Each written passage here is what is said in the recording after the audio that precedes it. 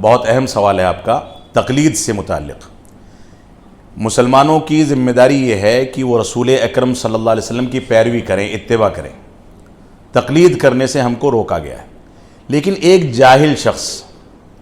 جو علم بذات خود قرآن و سنت سے حاصل نہیں کر سکتا، وہ ظاہر سی بات ہے کسی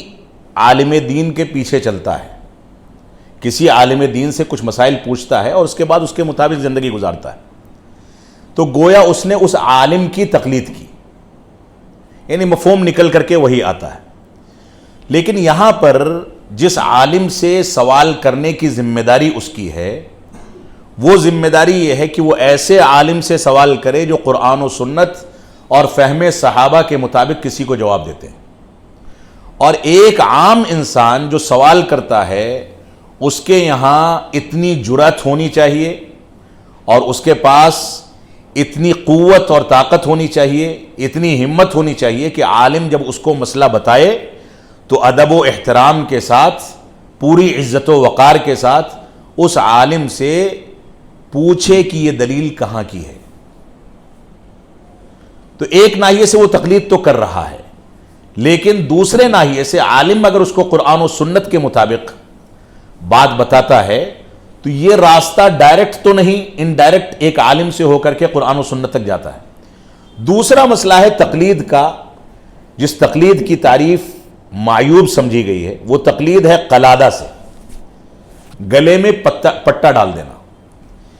آپ کا عالم، آپ کا امام، آپ کا مفتی آپ کو جو کچھ کہتا ہے، آپ اس سے سوال کرنے کا حق نہیں رکھتے۔ وہ چاہے قرآن و حدیث کے مطابق بتائے یا قرآن و سنت کے خلاف بتائے، آپ ہر حالت میں اس کو اپناتے ہیں اور اس پر اعتماد کر کے چلتے ہیں کہ عالم نے بتایا لہذا صحیح ہوگا۔ یہ تقلید جو ہے یہ اندھی تقلید ہے۔ یہ دونوں فرق کر کے آپ سمجھیں۔ اب اہل حدیث عوام بھی اپنے کسی عالم کی تقلید کرتے ہیں، یقیناً کرتے ہیں، اور ایک عام آدمی کو تقلید کرنی ہی پڑتی ہے، لیکن وہ جس کی تقلید کرتے ہیں وہ ان کو قرآن و سنت کا راستہ دکھاتا ہے۔ اور ایک عام آدمی جو تقلید کرتا ہے، اگر وہ کسی ایسے عالم سے سوال کرے جو عالم قرآن و حدیث کے مطابق جواب نہیں دیتا، تو گویا وہ سوال تو اسی انداز سے کر رہا ہے جس انداز سے قرآن و سنت کی بنیاد پر جواب اس کو ملا ہے دوسرے شخص کو، لیکن اس کے سوال کے جواب میں جو جواب مل رہا ہے وہ قرآن و سنت کے خلاف ہے۔ لہذا جواب کی نوعیت کی بنیاد پر یہ تقلید اندھی تقلید میں تبدیل ہو جاتی ہے،